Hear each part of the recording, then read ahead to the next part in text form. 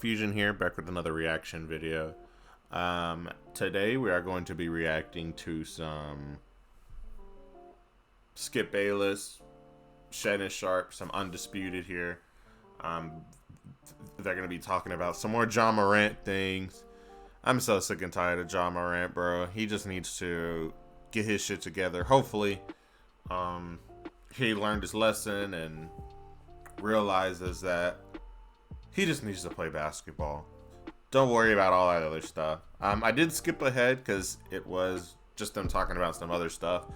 But yeah, so let's go ahead and get started. Important news, guys. This is a story we've been following. You two were all over it yesterday morning. It's a serious one. According to a new report from Shams, the Grizzlies had a players-only meeting before John Morant flashed a gun on Instagram Live over the weekend. Steven Adams reportedly talked to the team about needing to show better discipline on road trips, avoiding going out and partying. Then yesterday, local police in Colorado confirmed that yes, they are investigating Morant's incident and if he broke any local gun laws. Shannon, what's your reaction to these latest developments? So let me go ahead and start off before Shannon Sharp has to say something.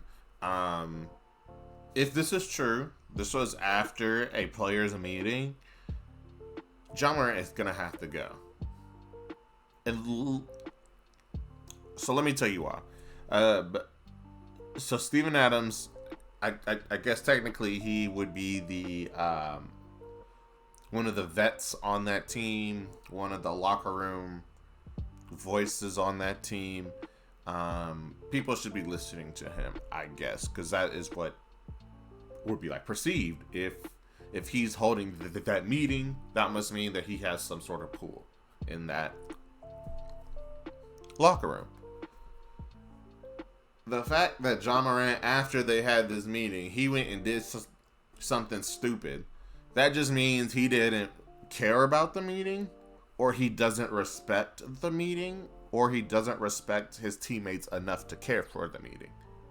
That's what that means. That is a team chemistry issue, and I don't think that the locker room will forget that.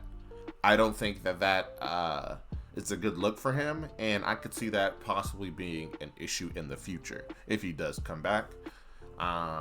We don't know if it is having to do with the police, if they are going to actually get involved, if it will be a gun law issue. We don't know, but I don't think that the Grizzlies as a team will be the same if he were to return. Well, you know what, guys, I'm going to take Ja's apology at face value. I'm going to say he's apologized. He apologized. He's sorry for the things that he's done in the past. And I'm going to say everything that happened before that apology was the old job. I believe the new job will go down a different road that he was traveling on.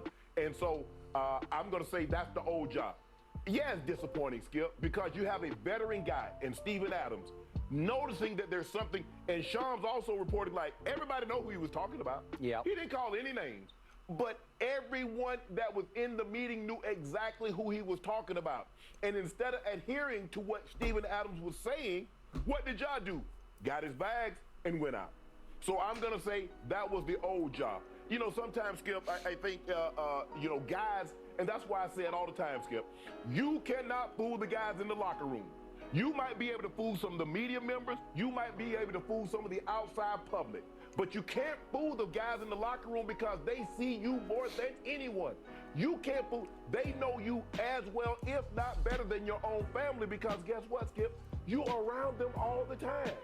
If you have a problem, they're going to know about it. If you're going out on road trips every single night, you put your bag as soon as you hit the town. You set your bag down and you're off and running, or you have your boys or someone come pick you up. They know about it. And so Steven Adams saw that this was a problem.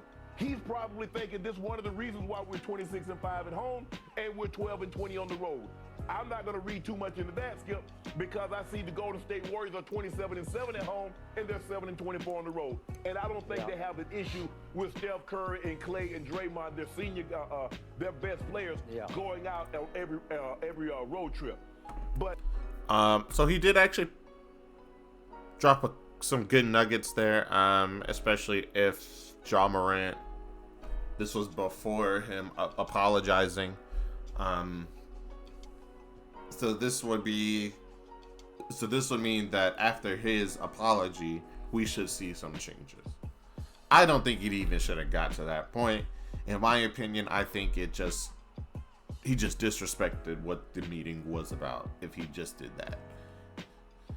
So it's hard again, and I'm just talking from my perspective. I don't know what goes on in the locker room. I am not a professional basketball player. I have been in a locker room, so I understand just what it means to be teammates. But personally, I would feel some type of way if we have this meeting specifically for you, and then you just do something stupid right away, like right after.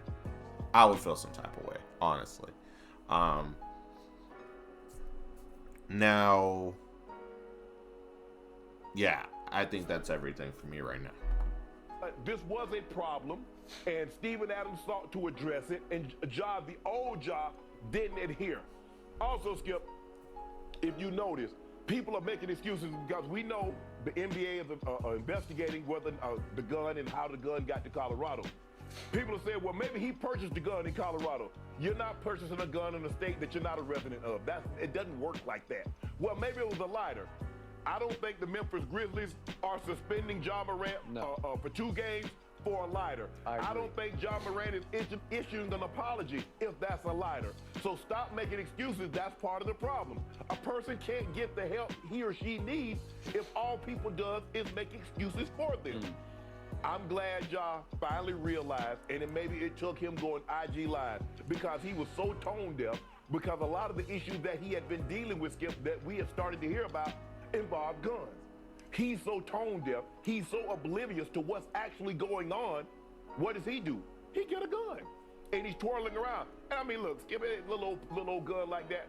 When I saw the gun, Skip, the first thing come to my mind was Harlem Nights. You remember the scene with Eddie Murphy? They got the Gatling gun, and do like pow, pow, and he told him put that little you-know-what down.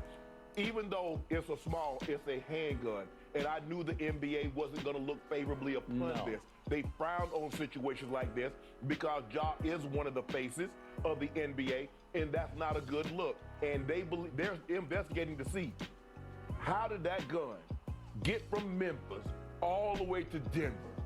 And Ja's gonna be in serious trouble if they conclude that gun was in his bag and it left and it originated maybe at the training facility. And so what? They went and that gun was at the arena. I think it's the Pepsi Center. I think that's what he played in Denver, Skip. And then he was at Shotgun Willie's. Skip, you know Denver, that's my old stomping ground. I know. Shotgun Willie's right there in Colorado. Now here's the thing, Skip, because they were playing like downtown, and so he bypassed the Diamond Cabaret. They got a great steak at the Cabaret. Ooh. Went to Shotgun Willie's on Colorado Boulevard. There used to be one right behind it called the Mile High Saloon. And right down the street where we used to go, Skip, was a club called Jimmy's. Had a great time. I heard that. So I don't care about like this part, but I do want to say that if all this is true with what Ja Morant did as far as taking the gun from Memphis to Colorado, it was in his bag while he was in the arena, and he flashed it.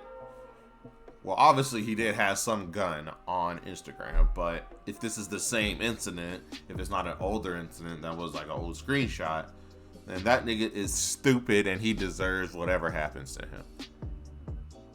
This team is going to not be playoff contenders.